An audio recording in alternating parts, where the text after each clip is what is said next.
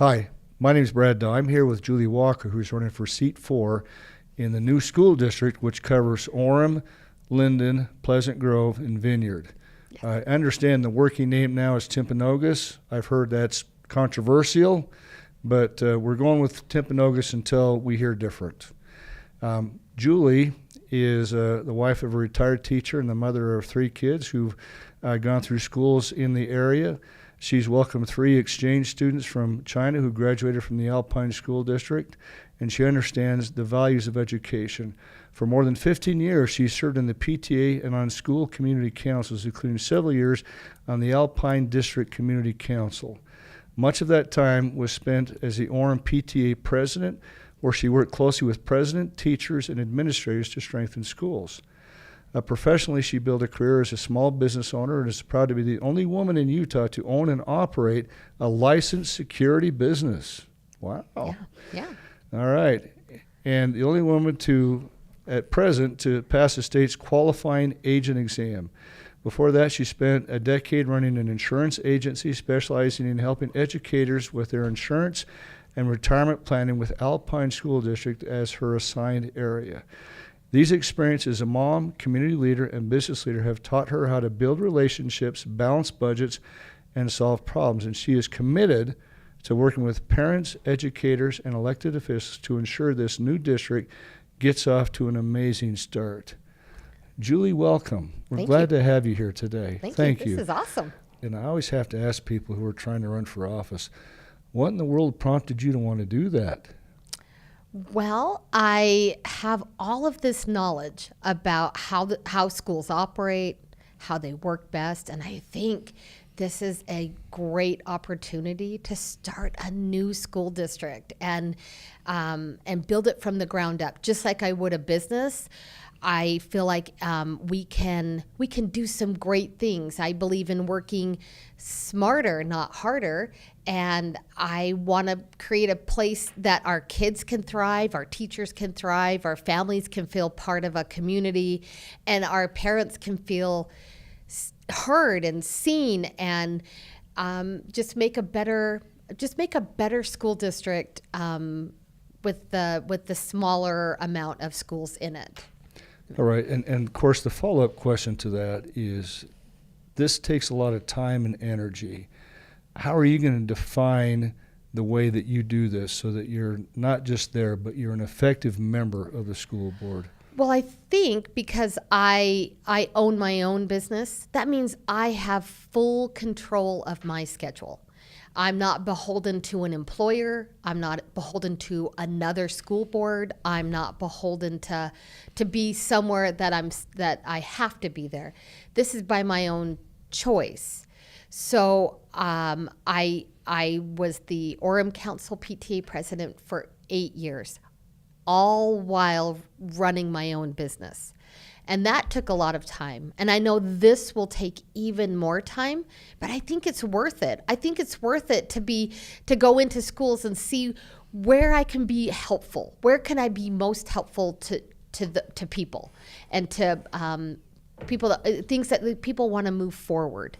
And I have knowledge of teachers and how they want to be treated and how we should be taking care of them, and we should be taking care of them a lot better. I can't tell you how many teachers were getting close to retirement, and when they would say, well, I have a 401k and it has $25,000 in it after 30 years of service, in my head I was thinking, you did this wrong. That didn't work. I would love it if, number one, we kept that early retirement stipend in place for those teachers, because Alpine School District is one of the last districts to have that. And that's the gold at the end of the rainbow for our teachers. But at the same time, I think every year we should present an opportunity for all of the employees of the district to get some free retirement planning help, to check their 401k. Most people don't even know how to log into the URS and check their 401k. They have no idea how any of that works, and just going through it with them. So not only am I taking care of them now, but I want to take care of them for the future and give them a future when they retire. Right. I'm intrigued by the fact that you own your own security agency. That puts you in a very unique position. And it puts me in mind of, well, frankly, some tragic events that have happened recently. At UVU, we had this terrible shooting of a nationally prominent figure. Just a couple of days ago, we had a suicide at Canyon View Junior High. And of course, a few years back, we had an incident with a knife at Mountain View. As a school board member, school safety has got to be one of your top priorities. How are you going to address that?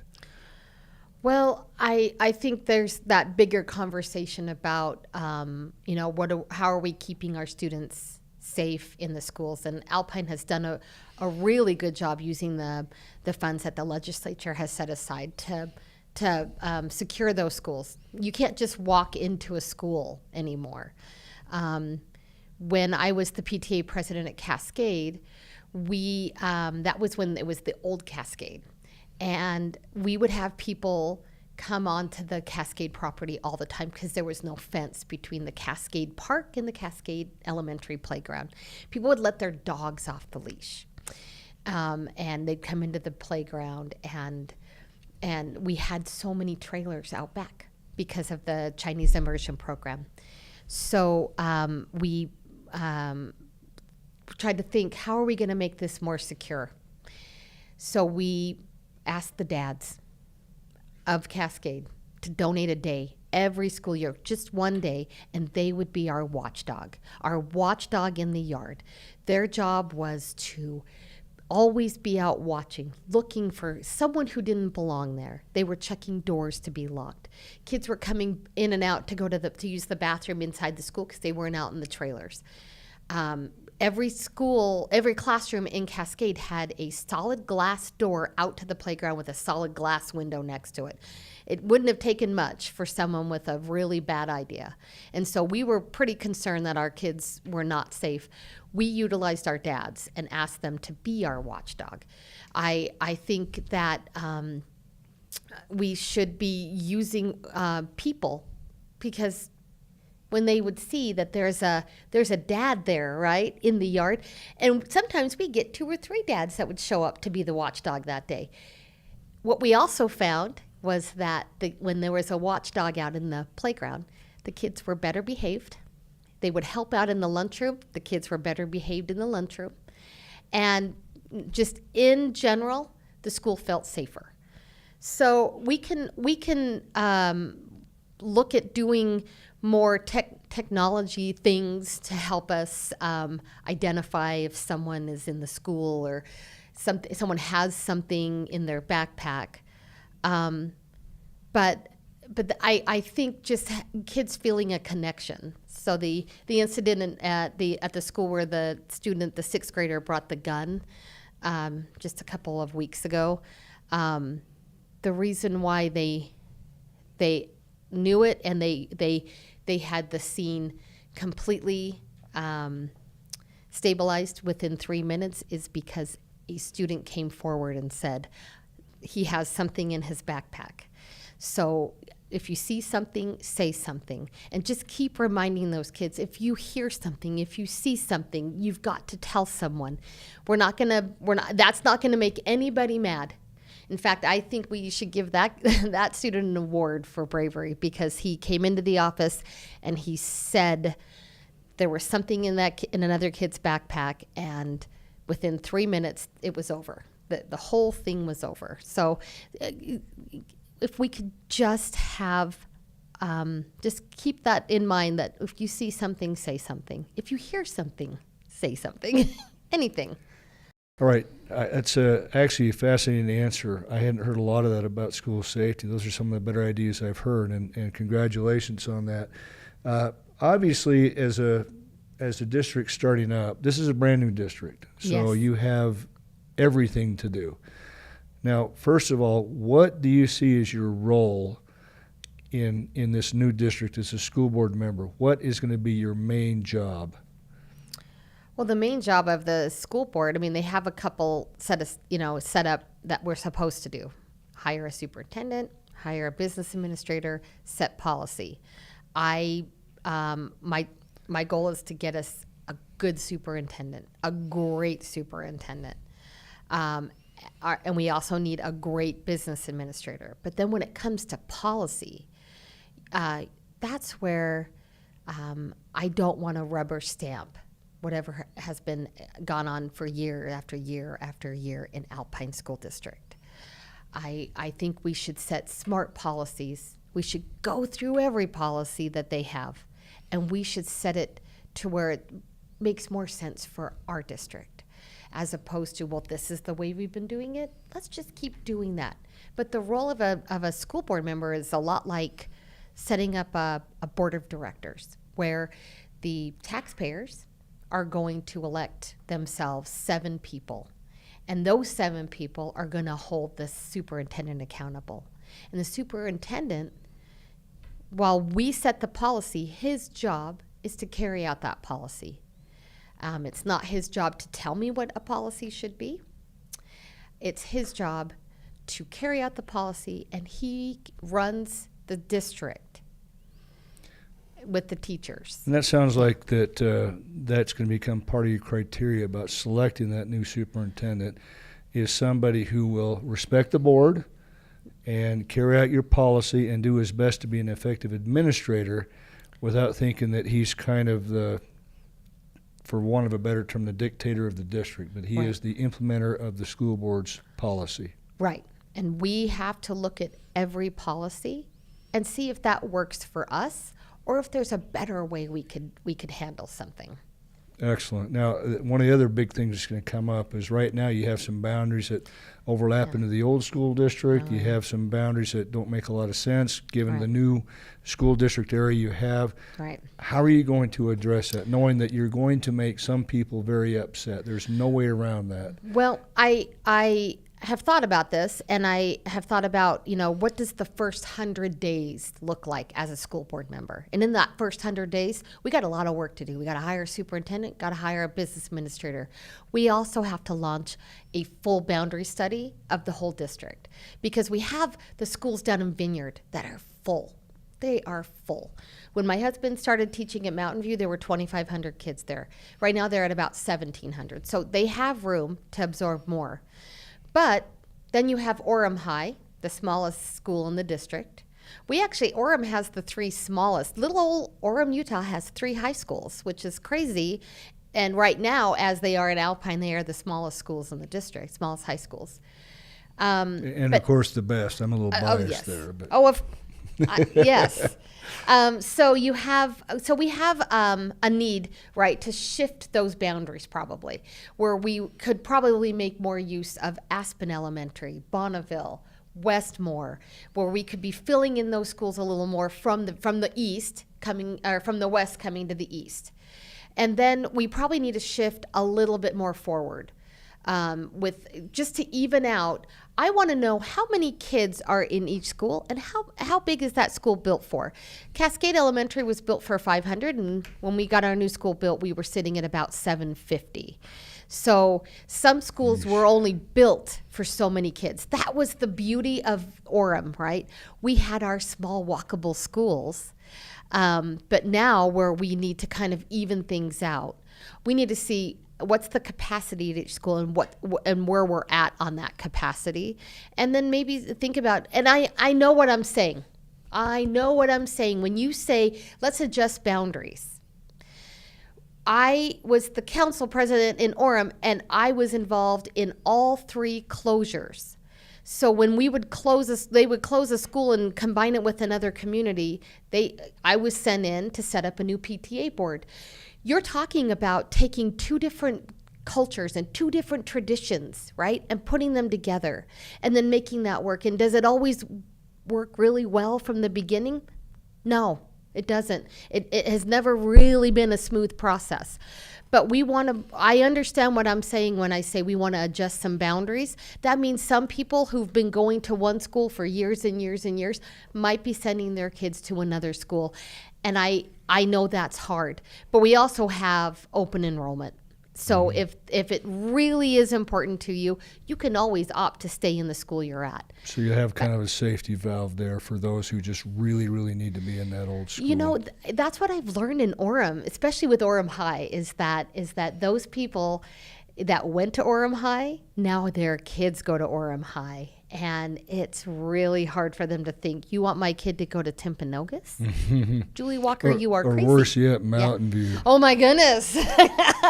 So I just think, I know what I'm saying, and I know that's really hard, but I just need you to have just enough trust in me that I'm going to do what's best for you, taxpayer, and you, student, and you, family member, to make it so that we can keep all the schools we have. Now, you mentioned taxpayer. I think that's great because obviously these schools got to be funded. And that's tax. And That's taxes. It's our favorite kind of tax. It's property tax, the one we all love the most. Now, Alpine is kind of what I would call a parting shot, or a goodbye, and however you want to call it. They raised property taxes pretty significantly, just kind of almost at their last literal school board meeting. Now, that's a benefit financially to the new school district, but it's also a burden to taxpayers. Yeah. So that new tax hike, obviously as a school board, you'll have the opportunity to revisit that. Do you plan on using it, keeping it, getting rid of it? What are your thoughts in general on taxing policy as a school board member? Well, I have information that some people probably don't want to hear, but of your property taxes that are going to the school district, some of those property taxes don't go to the school district. They're going back to developers. So if we talk about City of Vineyard, for instance, back in 2011, 2012, there was an RDA. You know what I'm talking about. Boy, do I know what you're talking about. So what we need to do, so what we're talking about is the City of Vineyard has an RDA that says 75% of all property taxes collected go back to the developer. They don't go to the school district. So here's the problem. If we leave that RDA in place, but we're dissolving Alpine School District, now they have an RDA with an entity that no longer exists. So in that little loophole, could we maybe get some legislation that says the developers have to come back to the negotiating table with the new school district? Because I would probably negotiate that 75% down to a more reasonable rate, because they have that 75% based on 14 municipalities. And now we're only going to be 4. Well, developers may not love you, but I could see taxpayers celebrating that. Look, I love developers. Development is important, right? But we're developing at the expense of our children's education. And that's not right. Do I want them to have their money that they need? Yes. Do they need 75% of all the property taxes collected in the City of Vineyard? That's a little high, and it's for a little bit of a long time. So if we could renegotiate that, and there's a couple other RDAs around Orem and Pleasant Grove that we could negotiate down, then we wouldn't have to raise property taxes. I really appreciate your answer on RDAs, and of course that brings up the other one. It's not an RDA, but it's a CDA. Any thoughts about the Orem University Mall? I guess now it's called University Place. Yeah. Would you do the same idea? Yeah, same idea there. Same idea there. Both of those, the RDA in Vineyard and the CDA in Woodbury, were both extended because of COVID reasons.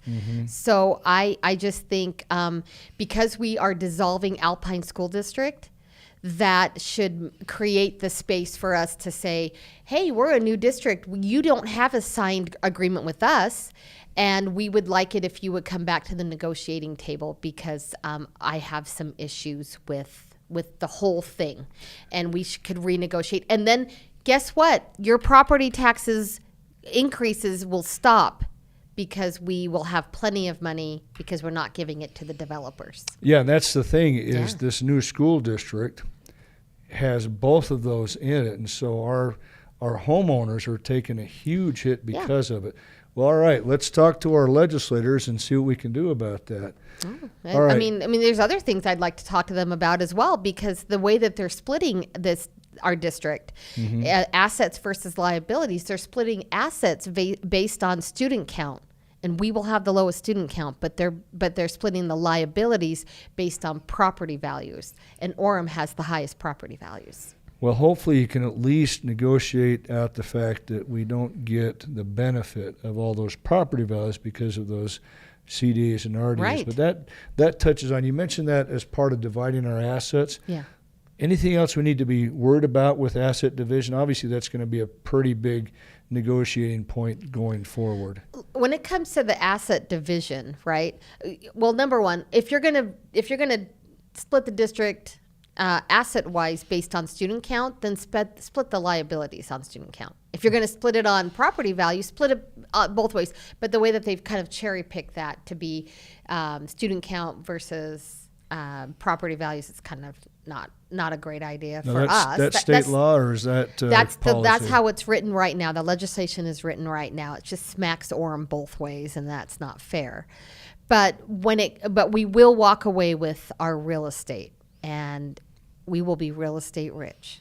We won't be cash rich, but we will be real estate rich. Now, have you reached out to any legislators to discuss this with them to kind of get an idea on feasibility? There have been some that have been contacted, and we are just waiting to see if that goes through. I think they're waiting to see who gets elected to the school board and who would like to tackle that. And I think that's where you have that relationship capital, right? You have to have some sort of capital in your relationships with people. When you show up to their town hall meetings and point your finger in their chest and tell them all the things they're doing wrong, that doesn't make for relationship capital. But you approach them privately and respectfully and say, here's my problem, could you help me fix it? I'm pretty sure we have a lot of sensible legislators that would be like, oh, that is a problem. Yeah, let's see what we can do to fix that. It's just all in how you approach the relationship, and then you keep a relationship. And you treat people with respect. My goodness. Gee, what a novel concept. All right, we talked a lot about asset division, and I think there's a lot to be said there, but I want to move on to one specific aspect of it, and that's transportation. I mean, Orem's a pretty compact area. The district itself is pretty built out, but I would imagine you'll still need some level of transportation. Right. Have you thought about that and where Orem, well, I guess the Timpanogos School District might have to go with that? Yeah, well, transportation comes down to negotiations, right? We're going to negotiate out those other tangible assets, the buses and the portables. Are we going to need buses? Absolutely. If we're going to look at the boundaries and we're going to shift them from the west to the east, that means we're going to have to bring kids in from Vineyard to the Orem schools, and they're going to need a bus. When they closed Sharon Elementary, they said they had a few concerns, and they didn't call their school board member. They called me and said, we need you, Orem Council PTA president, to facilitate a meeting between us and the district. And I did just that. And you know what they asked for? They asked for a bus. They asked for a bus to go from their kids that were at 800 North and State Street to Cascade Elementary at 800 East and Center Street. It was too far. They wanted their kids to get to school safely. They wanted to get their kids to school so they could eat breakfast. We know if we can get the kids there and we can feed them, we're going to have them there every day. So the parents reached out to you because they figured that you could get it done. I could get it done. And you did. And I did. And they didn't even bother calling their school board member. Yeah. All right, this may be a touchy subject. It may not. You're calling the new district Timpanogos. I've heard that there's some pushback on that. Are you in love with Timpanogos? No, Or are you it's too open long. The kids can't. The kids aren't going to spell that now. It's too long, too far down on the list, right? We've been Alpine. We've been at the top of the list for all these years. I've heard a suggestion of Geneva. Sort of as an homage to Geneva Steel. Geneva Steel was what really started Orem City on the map. We had Geneva Elementary, which is not there anymore. I'm open to something else. I'm not set. I am not of that limited mindset this is the name and we're going with that. I'm a growth mindset person, and you know what? Our schools are full of these really, really smart people, and I want to hear their suggestions. Well, let's put in a plug for Orem School District. I would imagine there's 4 other towns that aren't excited about that. I'll give it a shot. All right. Orem School District. All right, I'll put that on the list. You'll give it all its due consideration, yes, right? Yeah, yes. I can. Yeah, I Yes. feel like I may be a lost cause there, but I got to try. Yeah. The new school district right now does not have a special ed school in it. Right. Dan Peterson is Right. somewhere north. I'd have to think about where it is, but Yep. does that present a problem that we can surmount, or how do you see approaching that one? Well, I think right now the current Alpine School Board is thinking that they will do some kind of shared services, and that's fine. But I think the goal should be to have our own special ed school. And guess what? We have some empty buildings. We have Valley View Elementary sitting empty. We have Sharon Elementary sitting empty. So it's not like we don't have the real estate. But that special ed school like Dan Peterson, very, very expensive to get set up. What I would love is for us to elect a board member somewhere in our board that is really good with grant writing and knows where those special ed grants are. Because grants, you don't pay back. That's not a loan. That's free and clear money. And if we could have someone that was really great at grant writing and finding those grants, we could set up our own. And that should be our goal, to have our own. One thing interesting about Orem is we have a lot of charter schools. There's Mazer, there's Noah Webster, there's UCAS, which is, by the way, UCAS is a fantastic school. Yeah. In fact, let me start out this way. If you had a student come to you who was very technically adept, would you be comfortable saying, you know what, UCAS is the place for you? Yeah. Oh, for sure. For sure.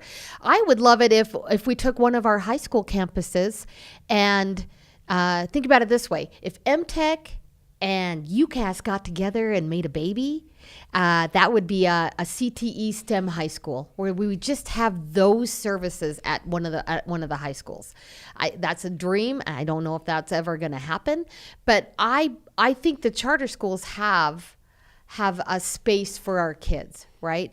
You have kids that are science and math minded. UCAS is the place for them. You have kids that need a lot of structure. Mazer's the place for them. You have kids that are that just learn differently. Franklin Discovery down in Vineyard, great for them. But I would love to think that if we were to start our own district, that we took a lot of input from parents, especially about the schedule and classes and that in that space. A lot of those parents may be thinking, maybe I'll try the new district. Maybe I'll give them a try, just because whatever was happening in the school with Alpine District was not working for them. That's a hard decision to make. When you take your kid out of the school where their friends are and that's where they feel a sense of community, and you either put them in a charter, you put them into a private, you put them into an online, you put them into homeschool. That's a tough decision that a parent had to make. And then they had to continue to tell their kid, we're going to do it this way. We weren't happy with what was happening. We're going to try this. I'm hoping that with the creation of a new district where we will take lots of input from parents, and when I say we will take input, I'm hoping that we elect myself and 6 other board members that are going to let parents have a lot of input on how the district is set up, the policies that we set, the schedule that we set during the day, the classes that we offer, that they will give us a chance. Just give us a chance to see where we come out and then make that decision to bring your kids back. I think we have a lot of kids that are in those charter schools, in the online schools, in the home schools, in the private schools, that maybe they'll come back, and maybe the parents will again feel that sense of community with their kids. So it sounds like not only you're aware of the charter schools and aware of their specialties, and that you want to have a good relationship with them, but it also sounds like you want to look at what they do. Yeah. And say, hey, can we do it better, or can we do it as good? Yeah, I mean, if you look at from each you other? look at Mazer, right? They do all 8 classes every day, but they're only Monday through Thursday, and then Friday is kind of a remediation day if the kids need it. How many of my Orem High parents, my traveling sports Orem High parents, would be like, yes, that would work for us, because they're missing Friday already to travel to wherever for baseball, softball, soccer, you name it.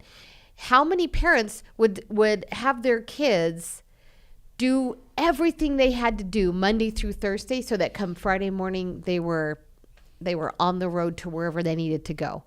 I think there's a better way to educate our kids, and this whole smooth and careful transition from one district to the other just means we're going to rubber stamp what we've been doing in Alpine all these years, and let's think outside the box.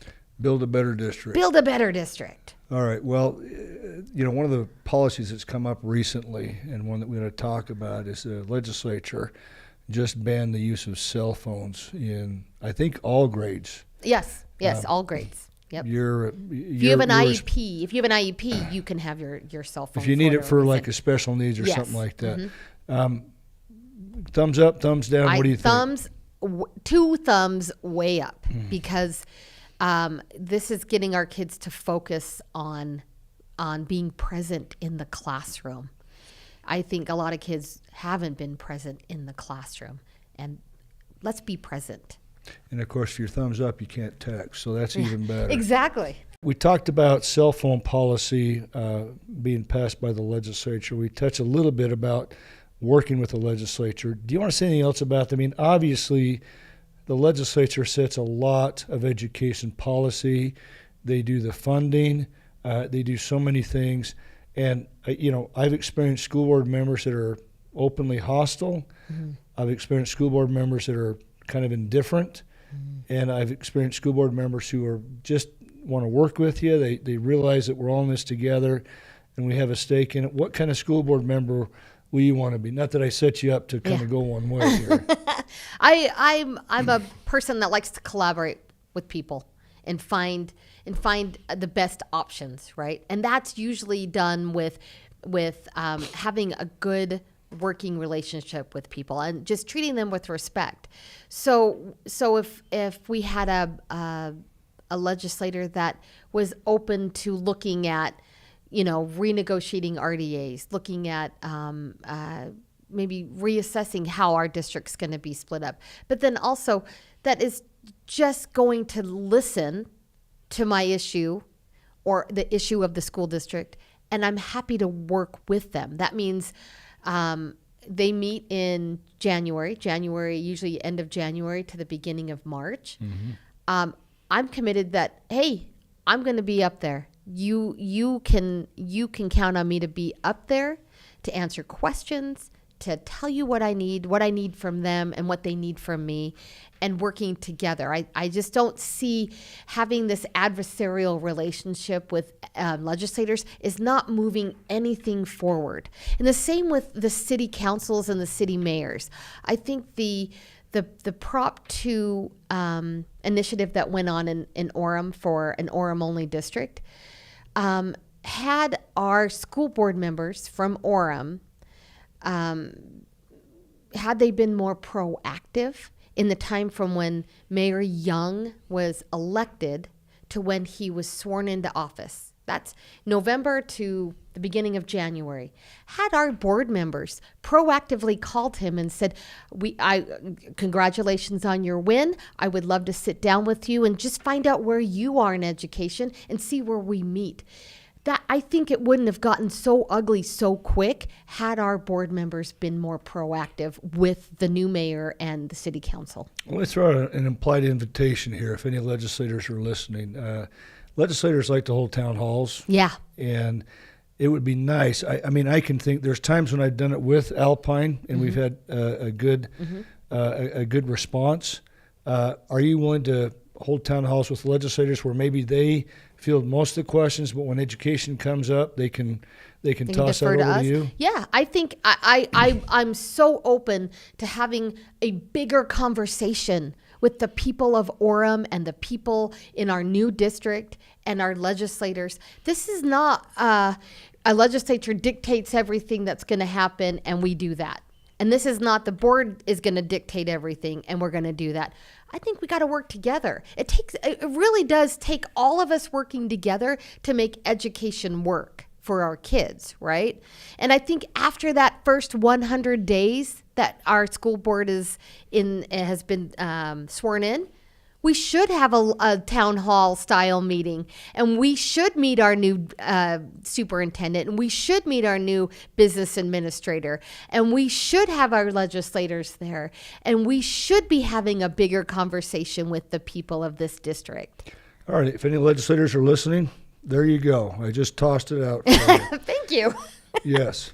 Now, you mentioned earlier about taking what UCAS has done and sort of expanding that, working with MTech or Mountain Lands Tech, whatever they're called these MTech, days, and doing more with career and technical education. Yeah. Right?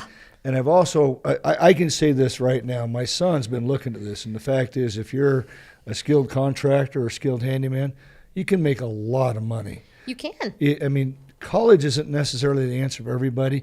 How do you foster that idea that trades and tech are a very honorable route to go, and how do you help that happen for your students?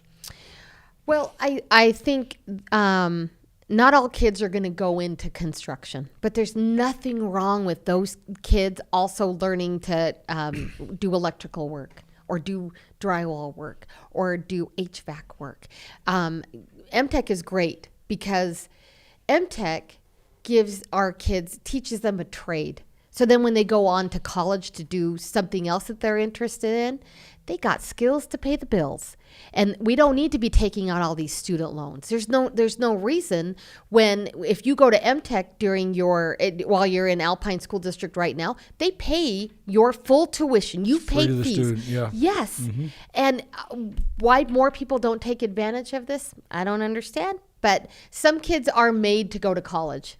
And some kids are made to work with their hands. I'm a parent of kids that work with their hands for 100%. I think they get it from me because my husband he's a guy that is a teacher, right? And so he's a book guy. He's a book smart guy. Oh, I've met Carson. He's a complete nerd in the best possible way. In the best possible way, Yeah. he is the yin to my yang. Love right? you, Carson, but you are a nerd. Buddy. He is, but He's probably complimented by that. He is because nerds rule the world, right? They run this world. Well, I mean, I consider myself a nerd. I work at Adobe, and we're definitely geeks here. In fact, that brings me to something I wanted to talk about. And I don't know if you knew this or not, but when I was first at Adobe, one of the things I did was actually resurrect the iHeart Tech program. Yes. And I ran that for 2 years as on the community council at Adobe. Yeah. What's your feeling about iHeart Tech and partnering with Adobe and other high-tech industries around the valley? You know what? We are Silicon Slopes here, and we should be introducing our kids to all kinds of businesses that are here. But Adobe is certainly a big one, and teaching our kids. They also have the She Tech conference for the girls, and girls learning to code. Girls Who Code, yep. Yes, my goodness. Our girls can do anything. I mean, I own my own security business. I passed the qualifying agents exam for a security business on my own. I am 100% behind girls going out and doing all of those things. But yeah, the iHeart Tech with Adobe, the She Tech, the Girls That Code, all of it. It's fantastic. I think Karsten actually, when he was teaching, he would do a field trip every week. He would take new kids down and show them Adobe and all the things that they're doing there, which is cool. And I know Adobe's open to that. They open their doors. They have kids come in. They show them the ropes. It's really a great partnership. And I think there's a lot of other tech companies. In fact, you go up to Point of the Mountain, it's loaded with tech companies. Yes. And I got to think, that's a great way to get a snapshot of, okay, if you're into tech, here's your future. Yeah. Well, so next question along these, a little different here. All right, well, I obviously I'm a tech guy, and I'm glad to hear that you want to see that kind of a partnership. Along those lines of improving things in high school, I know a lot of school board members have mentioned to me the idea of moving ninth grade from junior high to high school. I know the curriculum considers ninth grade a part of high school. I mean, it seems to make a lot of sense. What are your thoughts on moving ninth grade into high school? Well, when I was with the PTA, we would ask our members a lot, like, what do you want to see? And I would say the majority of our parents were like, yes, move my ninth grader. Ninth graders are in this weird space, right? You have their ninth grade, so now their grades count for graduation, right? But they're at the junior high. So sometimes we get kids that go from junior high into high school not on track to graduate. So that's super frustrating to the high school, because I think those principals have said, hey, we want to own our ninth graders from the beginning, from ninth grade to graduation. But they're also, you got the sports in there. You got kids that are ninth graders playing on varsity teams at the high schools. And you have to get your kid out of school and get them over there. They have ninth graders want to go over and they want to do weight training with their team at the high school. You have to go get them from the junior high and check them out. And then you got to take them over to the high school and get them in there. And it's a lot. It's a lot.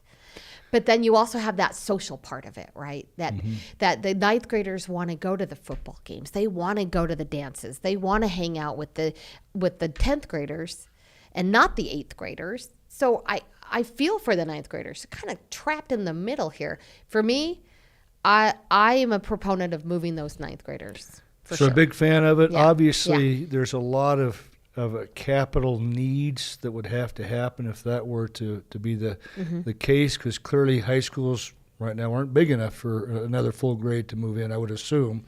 And that brings up kind of a bigger question of, clearly, you're going to be doing some future building. You're going to be doing upgrades. You're going to be doing seismic refits, and all that. Unfortunately, costs money. Yeah. And the only place you get it from is the taxpayers. Well, there's some grants, but I think those are pretty specialized. What's your feeling on bonding, taxing, property taxes, all that stuff? How are you going to approach that whole idea? Because a lot of people are going to be coming with that big ask. What are you going to tell them? Well, when it comes to building and building needs, capital needs, those kinds of things, I think there's some budget there out of Alpine School District that we can start with, but down the road at some point we may have to go out for a general obligation bond. That's better than us raising property taxes, because property taxes, when you raise them, when have your property taxes ever gone back down? But on a general obligation, never. But on a general obligation bond, that eventually you pay it off. But I think one way to offset that is if we were to go out for a general obligation bond, and on that bond, we said we're going to build a new park site, and we put that park site on the Geneva property right there on 400 North.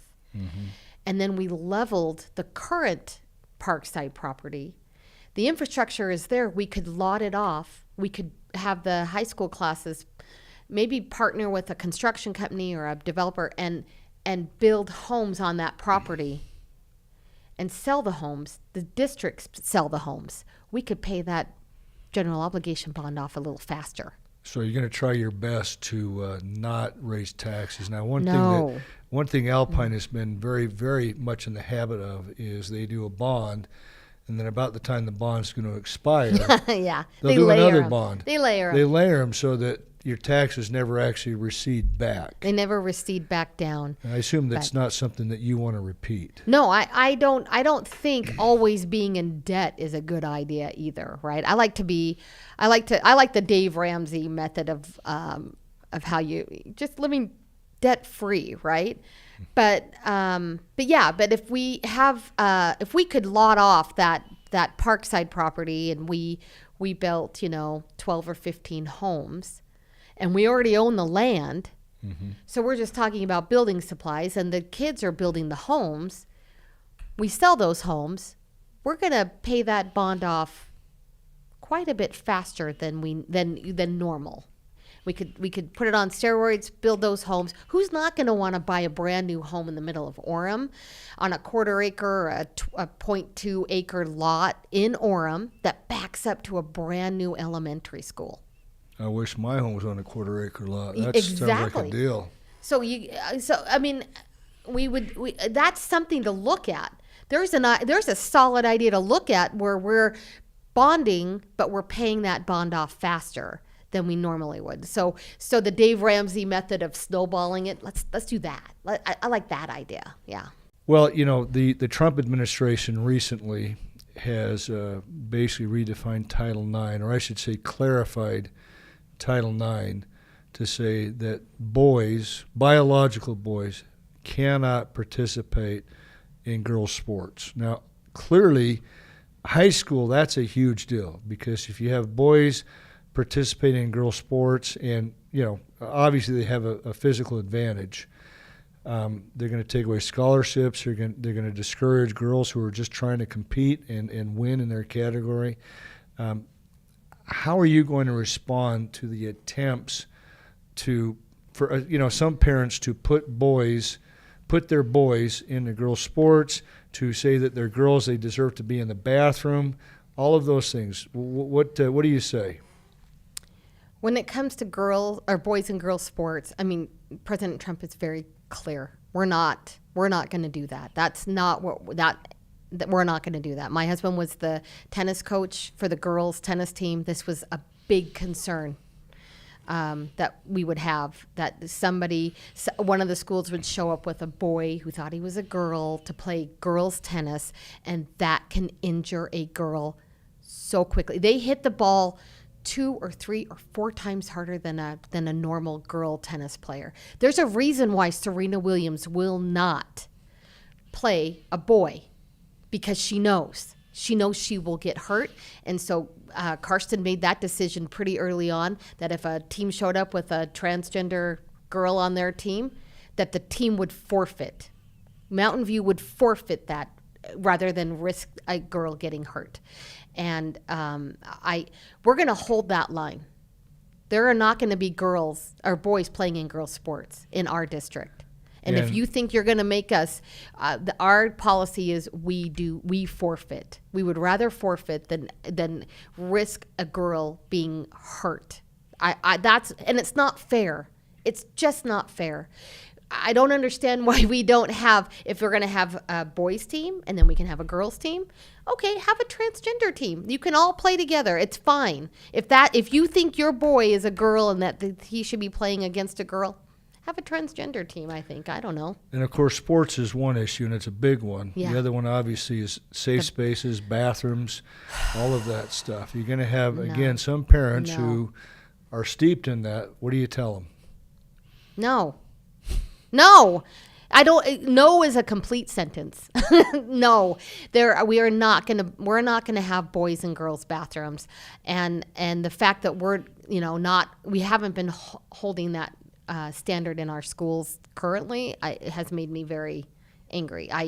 I don't need other people in the bathroom with my daughters. So it's gotten to the point where my daughters did not use the bathroom at school. So they would just hold it till they came home. Excellent. Well, another part of this whole thing is, and it's not so much a controversy now as it was in the past, but Gay Straight Alliance clubs, different kinds of organizations like that. How would the new school district approach that? Well, I would be one board member that would say we're going to set a policy, and I just don't think we should be having our kids talk about their sexuality at school. Is that an appropriate place to be discussing that kind of stuff and promoting that kind of stuff?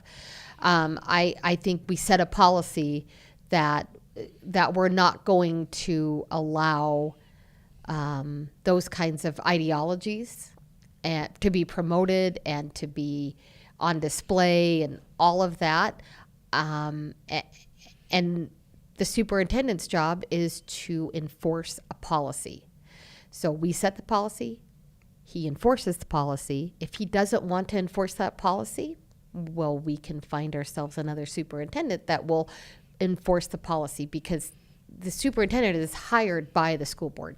They set the policy. So if we have teachers that are really wanting to promote their Gay Straight Alliance clubs and all of that and want to have their pride flags and all of that, maybe they should find a different district. I don't want to say, hey, don't come here, but I just don't think that this is the place you want to do that.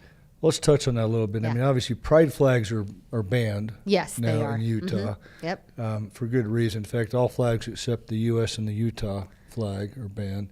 Well, I guess both versions of the Utah flag, Yeah. for that matter. But I like this version myself.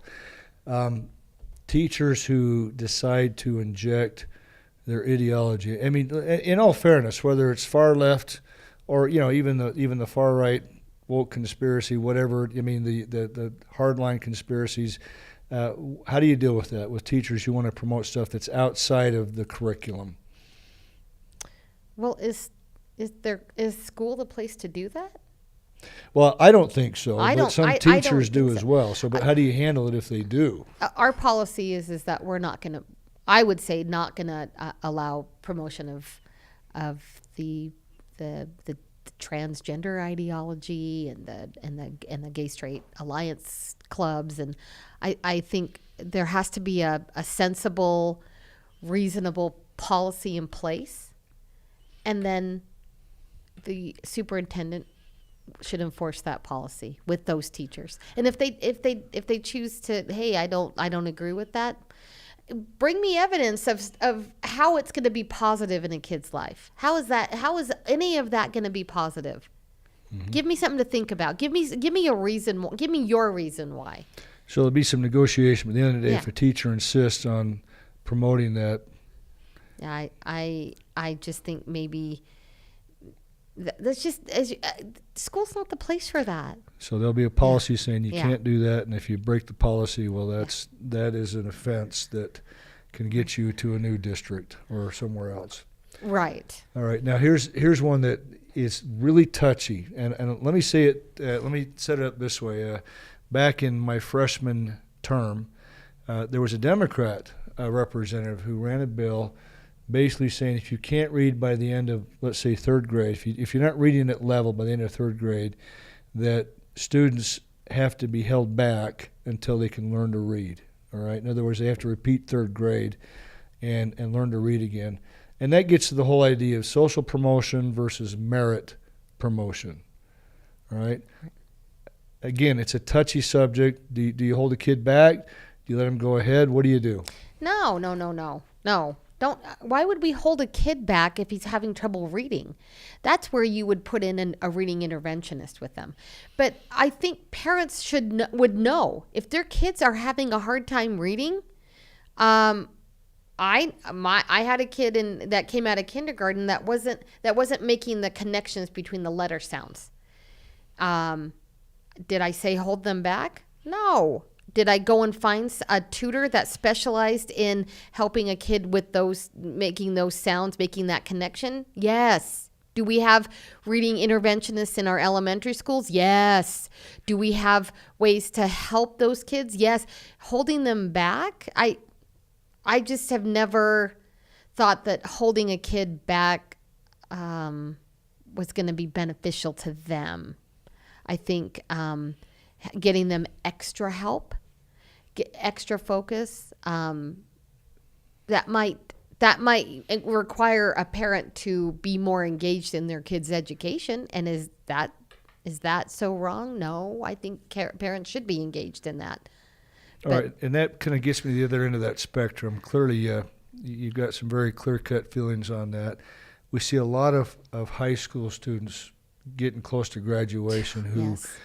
Really, I mean, they can't do the math. Right. They can't do the English. Right. They don't know the science. I Yep. mean, and the way the requirements are structured, it's pretty easy to get the credits. Right. And your senior year, you can take half your time off and have a vacation. We've made it better, but that's still the case. Yeah, no. Is that the right way to go, or what do we No. do here? You know how many teachers have had an admin come to them for seniors in high school and say, okay, this kid is failing. We need them to graduate. What can they do to get a D minus in your class so we can get them over the finish line here?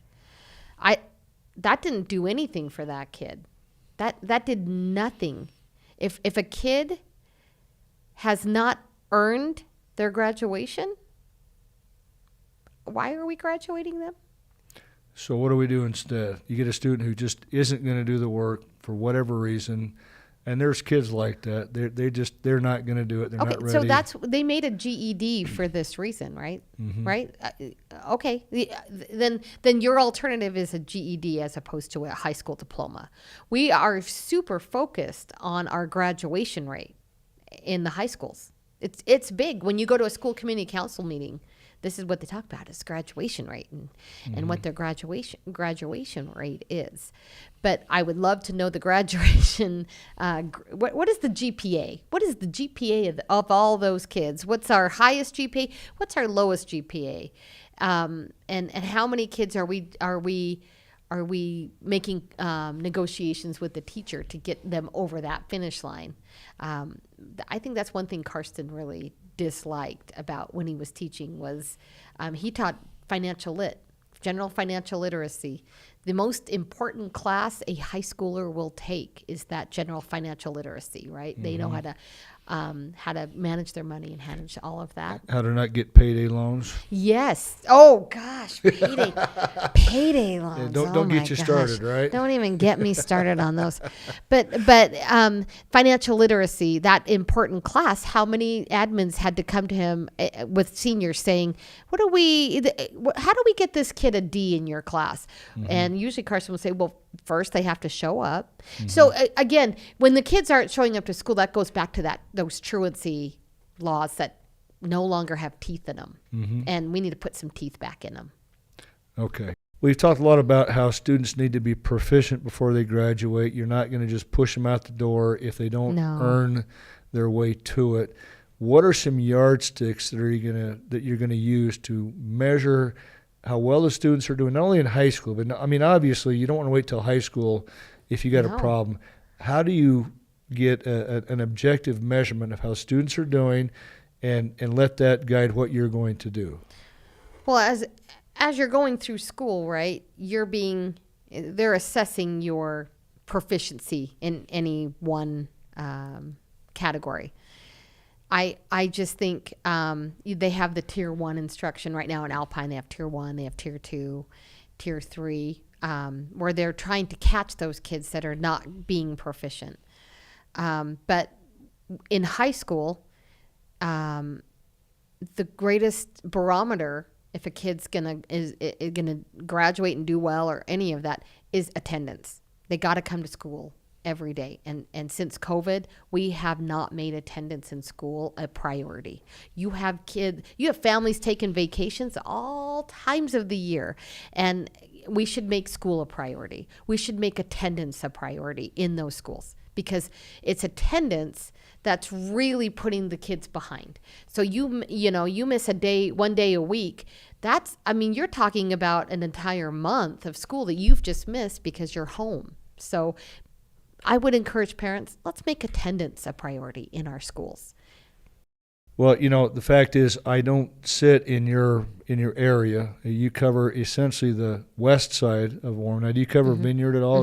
No, I just cover the west side of Orem between the freeway and like Mountain View High School, that whole area, all the way up to 1600 North. Okay, so not all the way to State, but kind of Mountain View west to the freeway. All right. Now, clearly, the people in your district are going to go to the polls, and they're going to see two names on the ballot, Julie Walker and somebody else. And somebody else. That doesn't matter. Why should they mark the Julie Walker bubble? Why should they give you their vote? Well, I feel like I'm uniquely qualified. This is going to be like starting a new business, right? I don't need to have experience on a school board to know how to start a new school board from the ground up. I have the time. I have the knowledge. I have the energy. Believe it or not, I think this is going to be a really big job for 7 people. And I need the voters to pick 7 people that are going to have an open mind, that are going to be easy to work with, that I think I have become one of those people that can disagree with someone but not become disagreeable.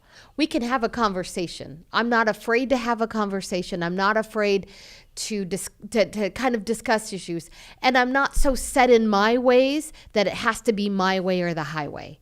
But I'm willing to work with 6 other people to create a really fantastic school district for our children, because that's what it's about, right? We want to have an educated society, and we want to do it being fiscally responsible, and we want to do it while we're creating a community for all of our families. And I just think you need to have someone with my skill set.